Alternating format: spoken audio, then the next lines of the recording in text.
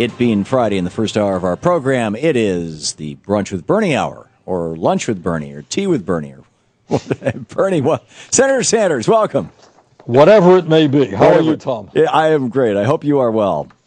We are hanging in. Okay, and you're over there in the Senate recording studios. So I noticed that the Senate just passed the debt ceiling bill back to the House, and there's a lot of other stuff I'm sure going on. So what's on your mind today? All right, let me try to, if people are looking at the front pages of the papers or they're watching TV, I think there's probably a lot of confusion as to what is going on in this dysfunctional world here in Washington, D.C. So let me try to briefly tell you try to explain it. The fiscal year ends at the end of this month, and that's Monday. And what Republicans are trying to do is to say that they will shut down the government, not fund it for the next year, unless, among many other things, we defund the Affordable Care Act, Obamacare. Now, it seems to me, and I say this, Tom, as an advocate of a Medicare for all single-payer system, we can have a lot more discussion about how you improve Obamacare, how you deal with the fact that 28 million Americans will still remain uninsured, how you deal with the tax on strong health care plans that union workers have fought for, and other problems within the Obamacare program.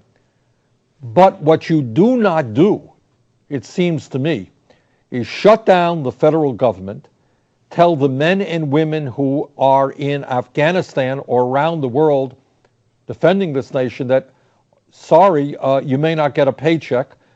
You don't tell the police officers here or defending the nation's capital, well, you may not get a paycheck. You don't tell moms who today are walking their kids into a Head Start program, well, we're sorry because we are insistent on defunding the Affordable Care Act. We may have to shut down your Head Start center, or we may have to shut down and eliminate the Meals on Wheels program for low-income senior citizens, or the WIC program for women, pregnant women and children, or furlough people who are on the FBI. That is not what you do. And the ugliness of what's going on now is that in terms of the Affordable Care Act, it was passed 3 years ago by the Congress, signed by the president. Republicans took it to the Supreme Court. The Supreme Court ruled it constitutional. We had an election, and Republicans lost seats in the Senate. They lost seats in the House, and President Obama won a huge victory. And one of the central issues of the campaign was the Affordable Care Act. So what Republicans are saying, we don't care about all of that. We now have the power, and we're going to use the power to try to eliminate funding for the Affordable Care Act, and we really don't care what the implications of that. And then on top of that, I know this gets confusing here, in a few more weeks, in mid-October, the United States government will run out of money to pay its debts.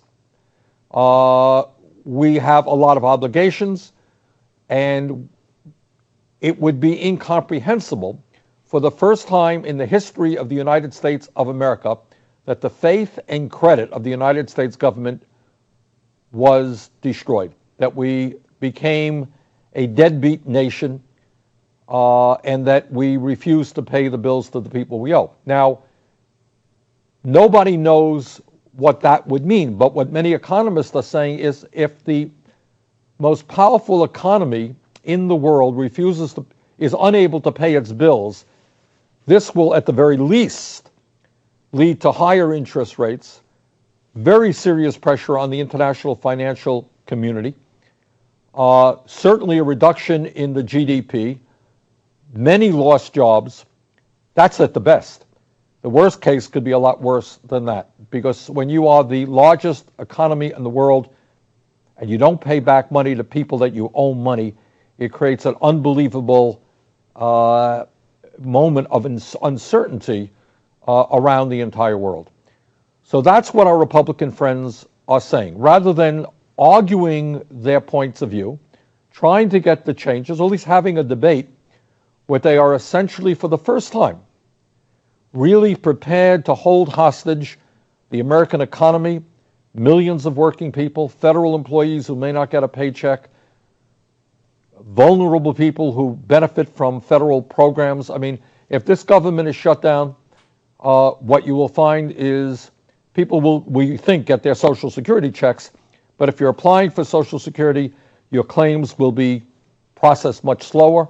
We're not going to have workers to process the claims. If you're applying for veterans benefits, claims will be processed much slower. If you're applying for small business grants, those will be processed much slower. So it will be a real setback for the economy and millions of people. That's issue number one. I think the second point to be made, and that needs to be explained to many people, is that this fight against the Affordable Care Act, not Obamacare, is just a small example of what these right-wing extremists stand for. Senator Cruz, who was on the floor for 21 hours the other day, I obviously did not agree with much of what he said, but he said one thing that I did agree with, and he said, we need a real debate about the fundamental issues facing this country, and he's quite right. As part of that debate, we need to know where folks like Senator Cruz are really coming from. And as I pointed out last week, if people go, just get on the website, go to the Texas Republican State Platform, which is, you know, the platform of maybe the most powerful Republican state in this country, which has a huge impact on Republicans all over America. Find out what they stand for and what they stand for, and they spell it out. This is not Bernie Sanders telling you. This is what is in their platform. They stand for the repeal of Social Security. They want to do away with Social Security. They want to privatize veterans' health care. And many veterans, the 6 million veterans who utilize VA health care, will be very surprised to find out that the Republicans want to end that, voucherize that program. They want to abolish the minimum wage. They want to repeal the minimum wage. I want you to stop and think about it.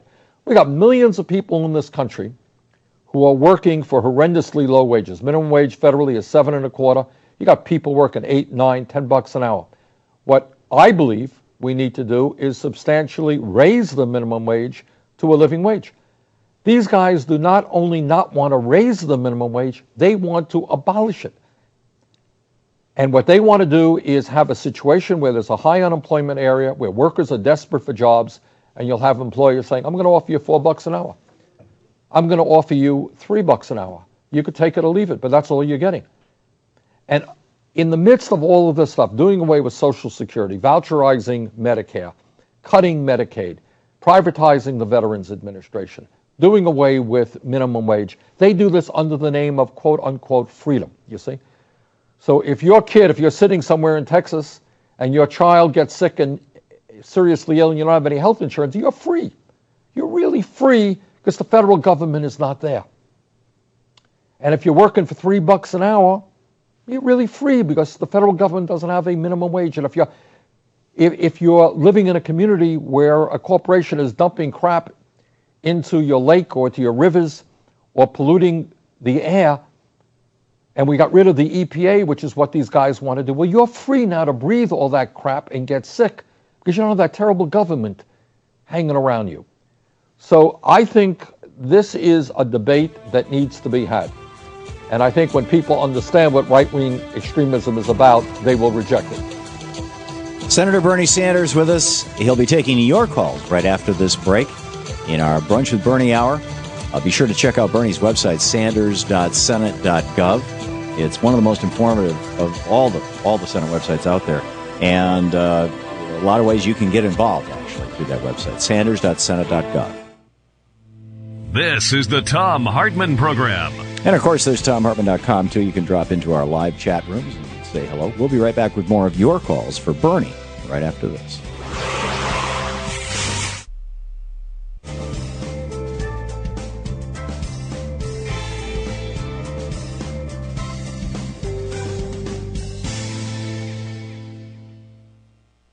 And welcome back. Let me just remind our listeners on our Pacifica stations and Free Speech TV viewers that this is the week and this is the season when a lot of these nonprofit stations are doing fund drives. So if they're mentioning their telephone numbers at the top and bottom of the hour and asking you to call in and contribute, please do so.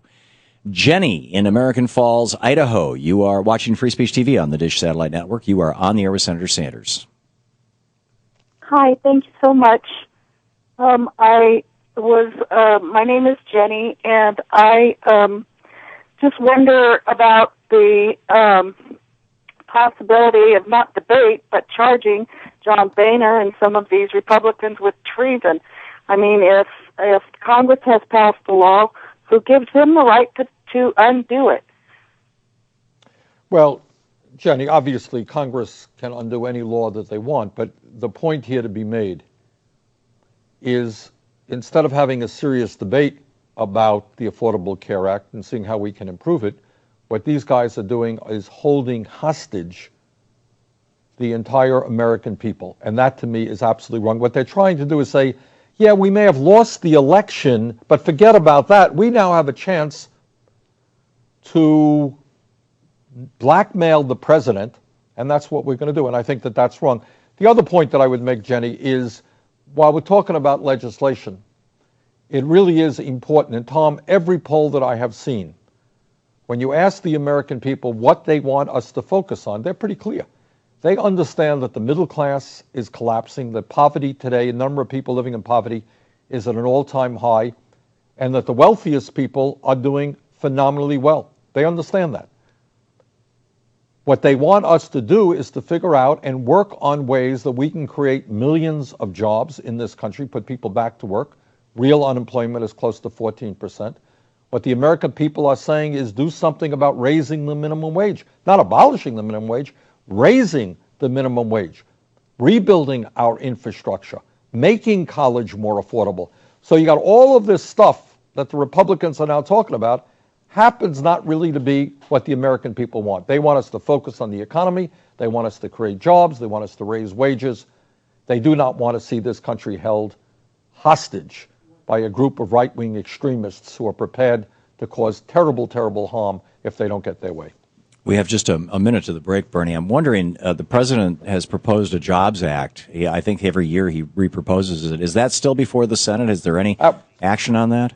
Yeah, I think what you're going to see, and I'll talk a little bit about in a moment what I would like to see, is a series of 4 or 5 pieces of legislation that deal with the economy. And certainly one of them would be a major funding and investment in our infrastructure to put people to work.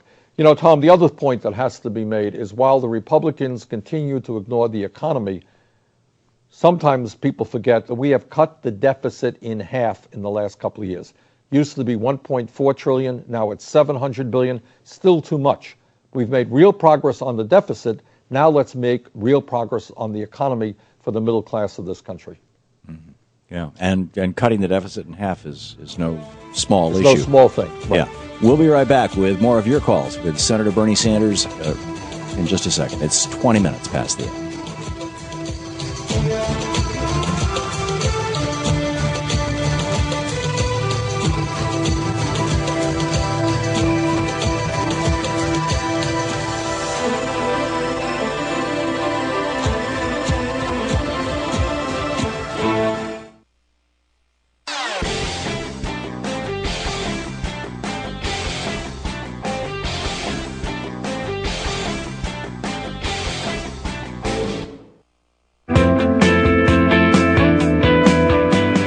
Welcome back. Thom Hartmann here with you. It's our Brunch with Bernie hour. Senator Bernie Sanders taking your calls. And Carol in Apache Junction, Arizona. You are on the air with Senator Bernie Sanders. Thank you both. Since I have to rephrase this in terms of a question, would you please keep remembering people like me as far as no Republican budget, no Republican budget cuts, no trying to eliminate the EPA and interfering with HHS, and even though I'm on Medicare and wouldn't benefit from it, a lot of people will, no defunding Obamacare and no shutting down the government on October 17th. Carol, thank you very much. The government may be shut down earlier than October 17th. I think what you're referring to is what's even a worse crisis, and that is not paying our debts and what that will mean to the American economy and the world economy.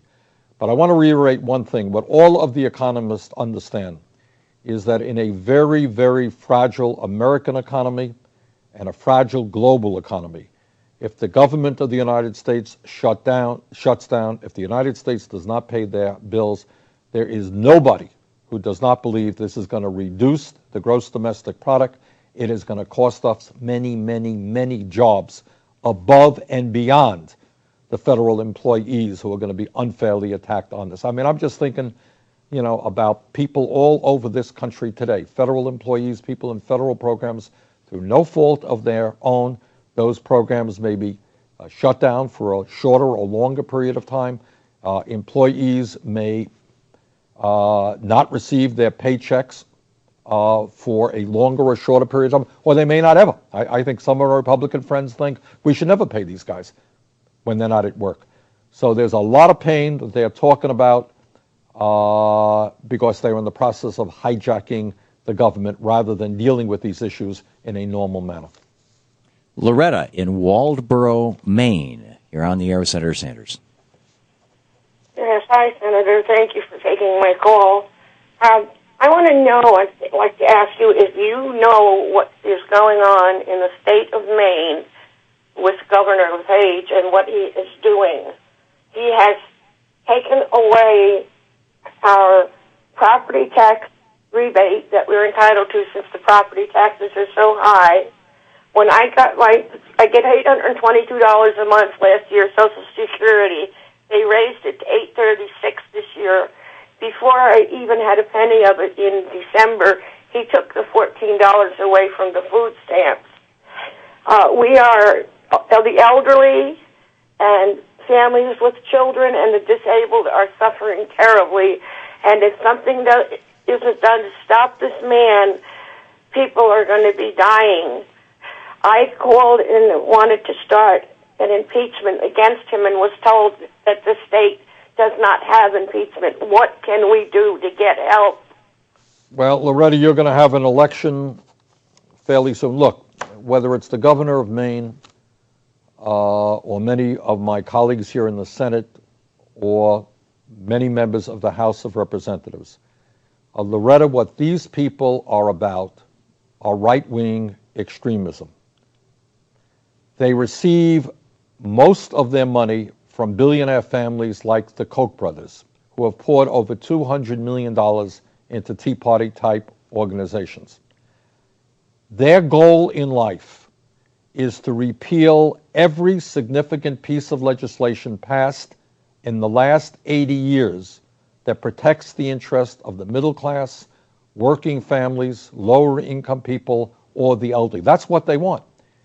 And meanwhile, what they want to do is then lower taxes for the richest people in this country and the largest corporations. That is their agenda.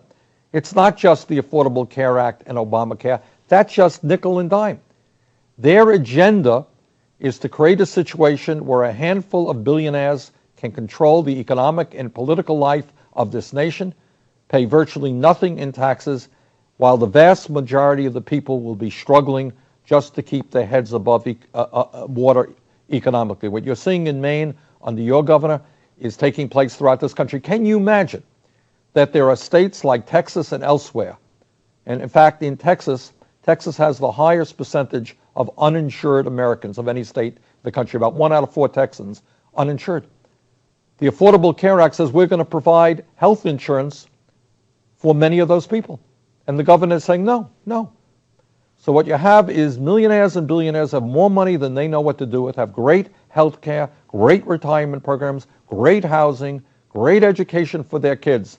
But when it comes to the needs of working families or lower income people, they want to cut. That is the world that we're living in. That is what's going on in Maine. That is what's going on in many parts of this country. And we have got to organize effectively, bring people together to say, no, that is not what the United States of America is about. Wayne in Bushnell, Florida. You're on the air with Senator Sanders. Wayne? Yeah. Hey, yeah. You're on the air, Wayne. All right. Hey, Bernie. Just listening to some of this stuff about the Koch brothers. Wayne, turn on. Okay. Don't listen to your TV. There's a delay. Just talk on the phone. Okay. We got a minute here. Okay. On them, how? Okay, Wayne, I'm going to put you on hold, and we'll pick up your call in a minute. But Bernie, we have only about Well, 40 Wayne seconds. He wanted to know Wayne- how the Koch brothers get away with funding these right wingers. Look, here's what you got, and everybody should understand this. The Koch brothers, two brothers, are worth $70 billion, $70 billion. It's an unbelievable sum of money. So for these guys to put $1 billion or $500 million into the political process, into starting Tea Party organizations or anti-climate change organizations or anti-progressive taxation organizations, it's nickels and dimes for them. And that's what they are doing, and that's why, among many other things, we have to overturn Citizens United Supreme Court decision. Senator Bernie Sanders with us. It's our Brunch with Bernie hour here on the Thom Hartmann Program, first hour Friday. We'll be back with more of our National Town Hall meeting. Bernie taking your calls right after this. It's 28 minutes past the hour.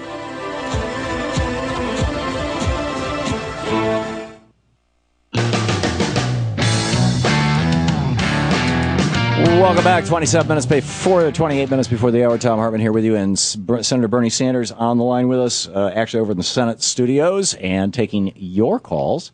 And Al in Rome, Wisconsin. Al, you're on the air with Senator Sanders. Okay, Bernie, I got a couple of quick ones. One, what the hell happened to travel pay? Two, why wasn't VA included in ACA?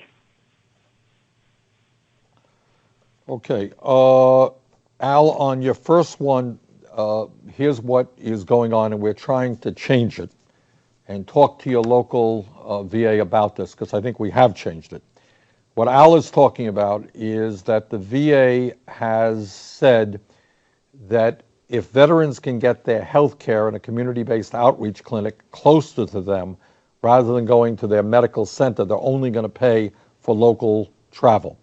We worked on that, Al, and I think what the VA is in the process of changing is if you have a doctor that you want to continue seeing at the medical center, somebody you've seen in the past, have confidence in, you will be able to continue seeing that doctor and get your travel pay there. For newer veterans, they're probably just going to pay to get to the local VA. Second of all, you raise an interesting question that I and my staff are working on right now. What Al is talking about, if a veteran out there does not have any health insurance now, could they get into an exchange, a VA exchange, getting the VA up there as an option? And that is an interesting issue and one we're taking a look at right now. I think it makes sense. Okay. Bob in Tahlequah, Oklahoma. You're on the air with Senator Sanders. Well, thanks to each of you for all the good work you do. Appreciate you both. Thank you. My question today, I want to frame this up, and I have to say, given that we do not agree with the current paradigm with how cannabis is viewed, I'd like the Democrats and you, Bernie, to clarify: Are you for ending cannabis prohibition so that farmers and gardeners can grow this plant as hemp or marijuana, or do you favor prohibition continuing on the cannabis plant because of trade agreements that the United States has with other nations? Could you be clear about that? Because most Americans, when they're really listening to the issue of prohibition on cannabis and when they're reading the research that's available now that we can read, it's quite obvious. Bob, let's get Bernie's answer here. Helpful. Thank you, Bob. All right. From my perception, Bob, my views have nothing to do with these trade agreements, which I believe I have opposed virtually every major trade agreement that's come down the pike. So that is not my concern. I can tell you that in Vermont and in many other states around the country, there is growing concern and some action. I think in Colorado and elsewhere about decriminalizing the growing of small amounts of marijuana and selling them legally. So I think you're seeing that trend, and I support that trend. The second issue is that you're seeing many states understand that the quote-unquote war on drugs has been extremely harmful to a whole lot of people who were never involved in any violent activity, but end up in jail. Their lives get significantly destroyed, and it ends up costing the government a whole lot of money to keep these people in jail. So I think there's a lot of discussion about moving to decriminalize marijuana and also to grow hemp. Okay.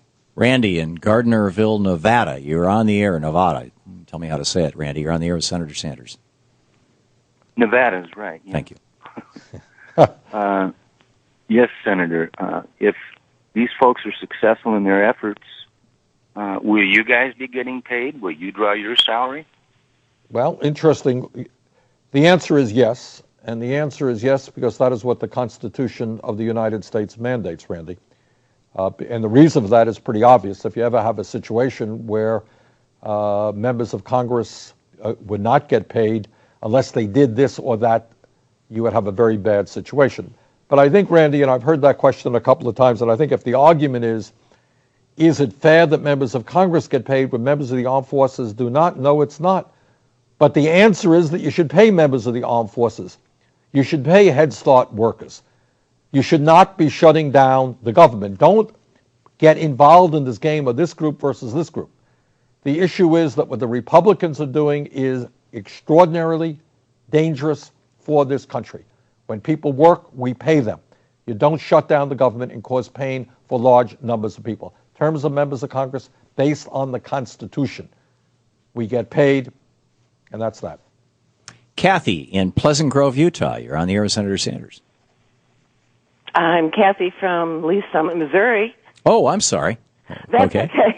Senator Sanders, I have read 2 articles recently about using the post office as a publicly owned network of banks, as we did from 1911 to 1967, to help the banking of the underinsured and the non-banked, or non-underbanked and the non-banked, and then using the proceeds to not only build up the post office again, but as a national infrastructure bank. I know it sounds like a very hard lift, but I was just wondering if you'd ever even heard of this. Apparently, the president for National Letter Carriers brought it up. And I was Kathy, wondering if yes, the answer is possible. The answer is I have heard of it. I think it is an idea that should be looked at. Given the political climate today, when we have most Republicans who really want to privatize the post office, they want to cut back on on rural post offices. They want to cut back on mail delivery and processing plants. They want to end Saturday mail. They want to shrink the post office by about 100,000 workers. Probably that's not going to happen tomorrow. But I just want to say in terms of the post office, Tom, because I think a lot of your listeners are interested in it, the major problem financially with the post office is this onerous $5.5 billion burden that they have to pay every single year for future health care, for future retiree health care. And no other entity in the United States, in the private sector or the public sector, pays anything near that. They just don't have to pay that. If you got rid of that burden alone, that $5.5 billion, I suspect the post office would be profitable right now or close to profitable.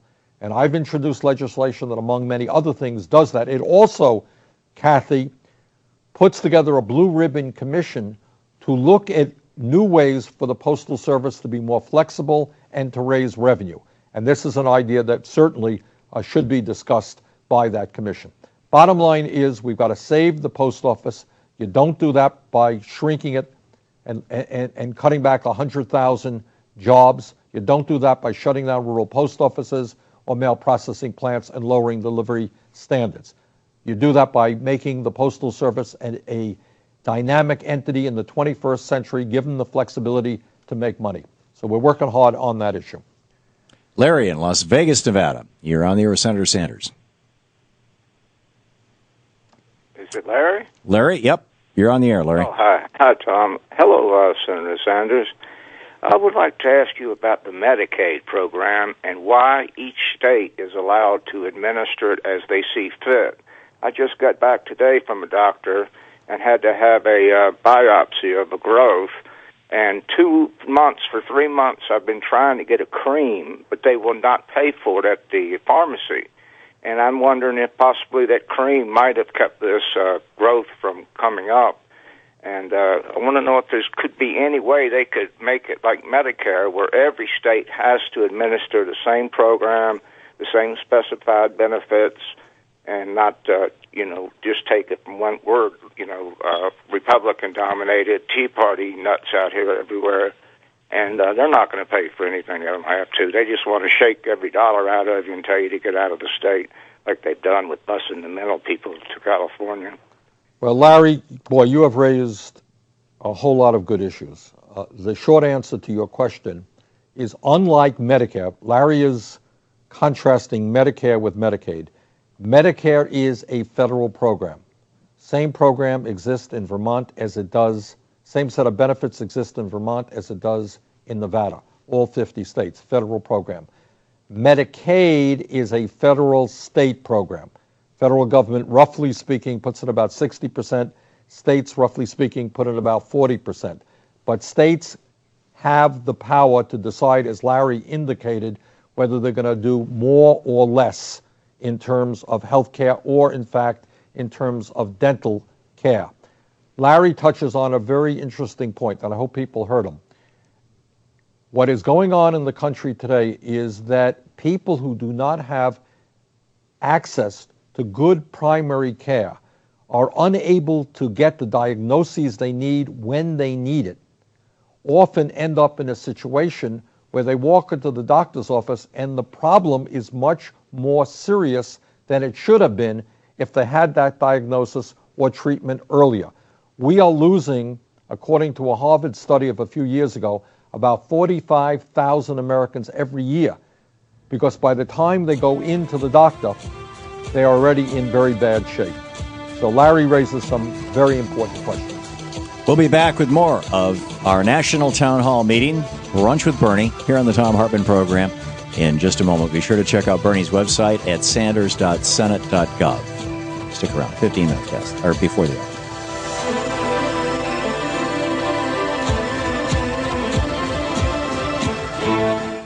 You're listening to the Thom Hartmann Program. Visit ThomHartmann.com for audio and video archives. And over at Bernie's website, you can also sign up for the Bernie Buzz for his newsletter, which is a great news source. It's at sanders.senate.gov.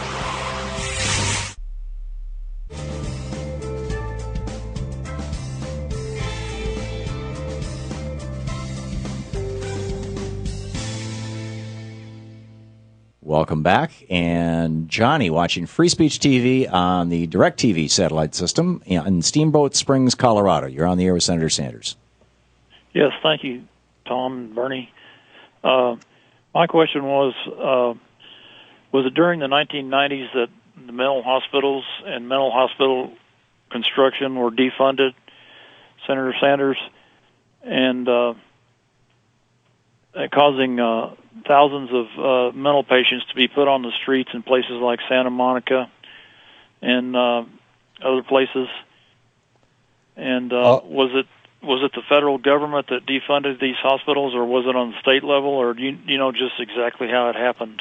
Well, I know what you're talking about, Johnny, and I just can't remember right now the origin of this. But as a result of cutbacks and this new theory, the theory was fine, and the theory said, let's do away with these big institutions and provide better local care, but the theory did not go with the funding. And Johnny is exactly right in the sense that after that, people were deinstitutionalized and they were thrown out on the streets. And it was and it remains a very serious problem. I apologize, Johnny, I don't really know the origin, but clearly, both probably at the federal and state level, lack of funding resulted in that very serious problem of having people who are mentally ill walking the streets of this country. Victor in Pittsburgh, Missouri, watching Free Speech TV on the Dish TV satellite system. You're on the air with Senator Sanders. Yes, good afternoon, Senator Sanders. Hi, Tom. The reason I want to say kudos to you this morning. I watched you on the floor, and in addition to that, I have a question. As far as the responsibility, as far as paying for the insurance, I'm on Medicare and / Medicaid, but I don't use it. I go to VA. So you can tell those guys up there that I use VA solely.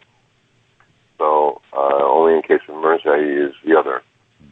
However, my question is this: why don't the corporations pay for the pollutants that they've caused to cause the health care problems that are in existence right now? Okay. Victor raises, again, a very interesting question. Everybody understands who studies the issue that as a result of air pollution, as a result of primarily air pollution or dirty water, people end up getting sick. We have kids all over this country who are coming down with asthma, having a hard time breathing. There were times in California where people were unable to go out of their homes because of the high level of smog. And you know what Victor is saying is there is a real cost here. There is a cost not only for taking care of the people who are made sick by this pollution or by polluted water, but also there is great suffering and sometimes death. So when we talk about cleaning up the environment, when we talk about putting a tax on carbon, what we are saying is these guys cannot literally get away with murder by dumping their crap into the air, and they have to pay a price for that. So Victor is exactly right. Brilliant. We will be right back with more of Senator Bernie Sanders answering your questions on Brunch with Bernie.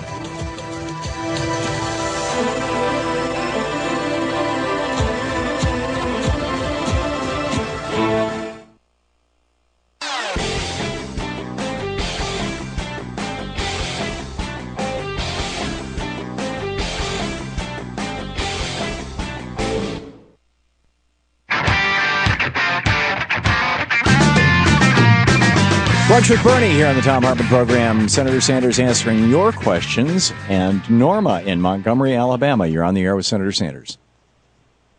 Oh, thank you. Good afternoon, Sanders. Two things. One, there's no ad or any kind of announcement here of when you're coming to speak in Alabama. We suffered from 6 weeks of O'Reilly ads, but we haven't heard anything about your tour. Secondly, do any of these people realize that when they eliminate the minimum wage, here people who work for minimum wage are bringing home $240 average a week? They can rent a shack for $300 a month. Their basic power energy bill will run them $200 a month.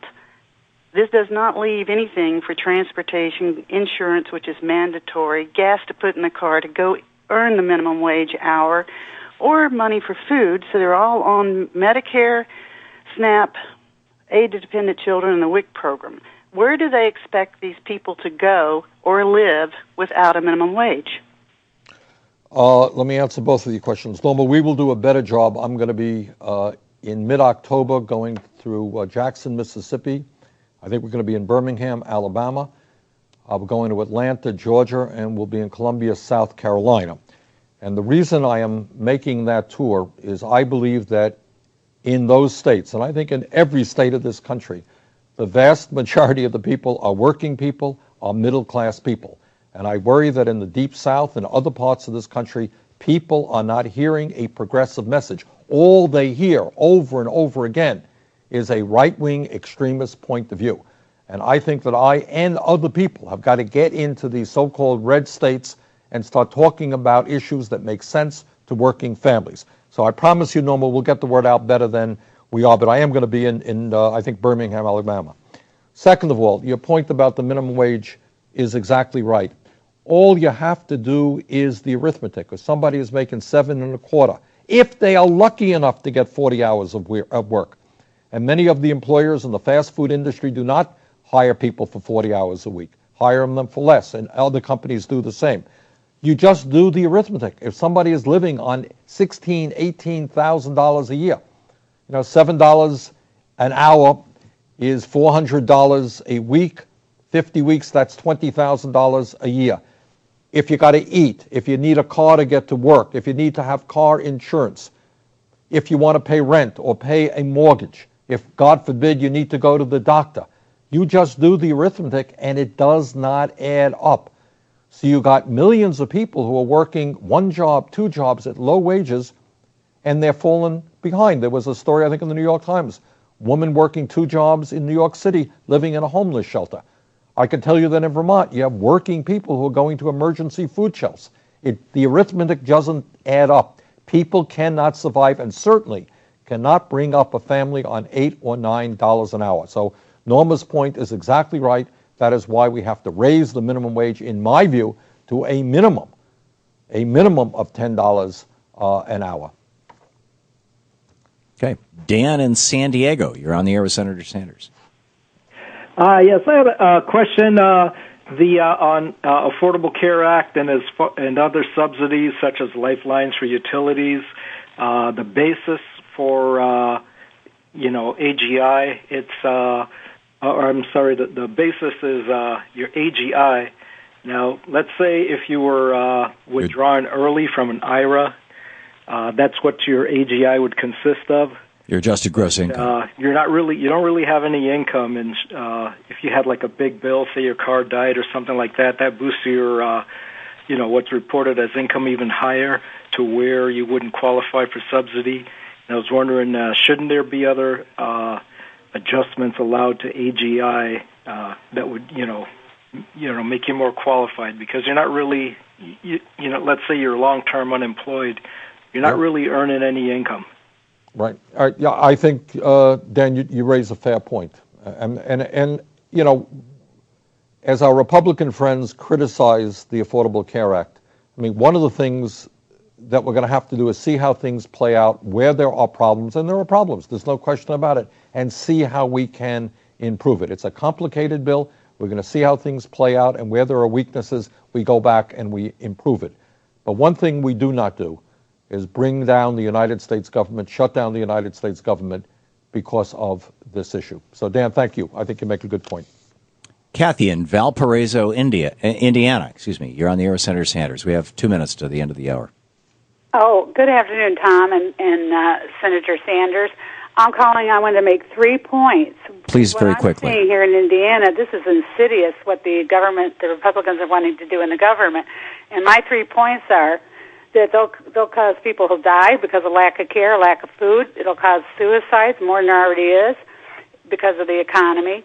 Their pattern, I think, is trying to cause a war in this country with poverty, racism, ageism, and now with insurance and the gun association. If you think about it, these are all things that get people all fired up and angry. And the third is now with the insurance, if you're lucky to have it, and I find this in my own family, I'm considered one of the 1%. Kathy, we have just a minute left. Okay, let me answer Kathy. Kathy, on this. All right, Kathy makes a similar point that Norma made a moment ago. This attack against working families and lower income people, Kathy says it's going to cause people to die. Of course it will. Of course it will. If people cannot get health insurance and get to the doctor when they should, they're going to die a lot earlier than they should. There will be treatable diseases that will not be treated. There's no question about that. If people can't get unemployment, decent unemployment insurance when they lose their job, if people can't get food stamps, if people can't live with a shred of dignity, will more people under that type of pressure see suicide as an answer? I think the evidence is that they will. So we are living right now in a very, very difficult economic moment for tens of millions of Americans. The role of the United States government should be to improve life, to provide more security, more help, not to make things worse, which is what the Republican agenda is. Bernie, thanks so much for being with us this hour.